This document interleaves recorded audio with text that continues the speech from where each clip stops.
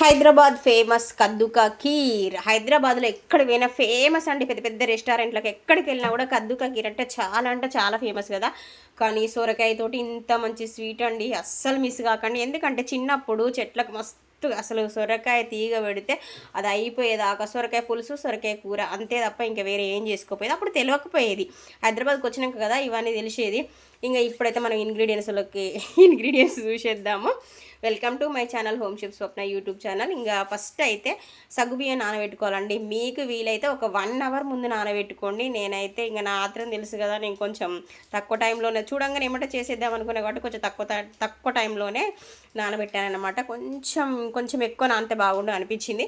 ఈ మొత్తానికైతే ఒక సొరకాయ ఉండే ఒక సగం ముక్కేసి నిన్న సొరకాయ సొరపిండి చేసిన ఉన్న దాంతో ఇప్పుడు సొరకాయ పాయసం చేస్తున్నాను అనమాట. ఇదైతే మంచిగా కుడకలు గీకేది ఉంటుంది కదా సన్నది, దాంతో గీకిన తర్వాత మొత్తం గీకేసిన తర్వాత అందులో నుంచి వాటర్ అయితే మొత్తం పిండేసుకోవాలి.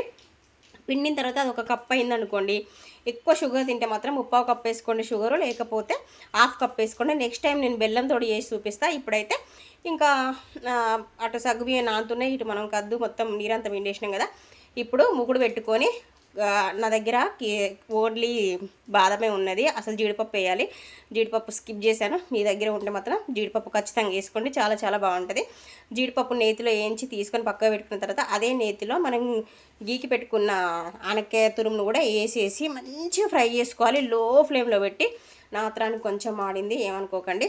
మీరైతే మంచిగా సిమ్లో పెట్టి చాలా టైం తీసుకొని నెమ్మదిగా వేయించుకోండి.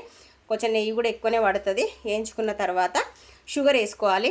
కప్పుకు 1/2 కప్ వేసిన నేను. షుగర్ మేము తక్కువ తింటాం కాబట్టి మీరైతే 3/4 కప్ వేసేయండి. ఇక ఇట్లా సింక్ అంత నీళ్ళు కారుతుంటే ఇటు చూసే లోపల అడుగంటింది అనమాట.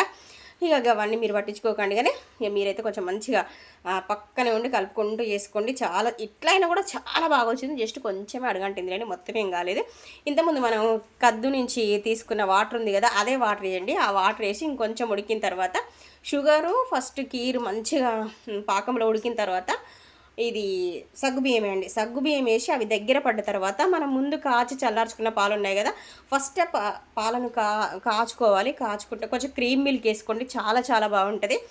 అంటే ఫుల్ క్రీమ్ మిల్క్ ప్యాకెట్స్ దొరుకుతాయి, అవైతే ఇంకా బాగుంటుంది అనమాట. ఇక అవి కూడా కాచి చల్లారి చేసుకున్న తర్వాత నేనైతే ఇంట్లో ఉన్న ఇంగ్రీడియంట్స్ తోటి చేసిన చాలా సింపుల్గా, అసలు కరెక్ట్గా రెస్టారెంట్లో చేసేదైతే ఇగో ఈ టైంలో కొంచెం పచ్చికోవా, నెక్స్ట్ వచ్చేసి ఇది మిల్క్ మేడు, కొంచెం ఇలాచి పౌడర్ వేస్తే ఆహా అసలు ఏ రెస్టారెంట్లో పనికిరాదు, అంత బాగుంటుంది. నేనైతే ఇంట్లో ఉన్న వాటితో చాలా సింపుల్గా చూపెడదాము, టేస్ట్ ఎట్లుంటుందో చేసుకుంటే తెలుస్తుంది కదా అని చేస్తే అసలు చాలా అంటే చాలా బాగా వచ్చింది. ఇంకా అవన్నీ వేస్తే ఇంకా ఎక్సలెంట్ ఉంటుందేమో, కానీ ఇది కూడా చాలా బాగుంది. తప్పకుండా ట్రై చేయండి. ఎప్పటికి సొరకాయ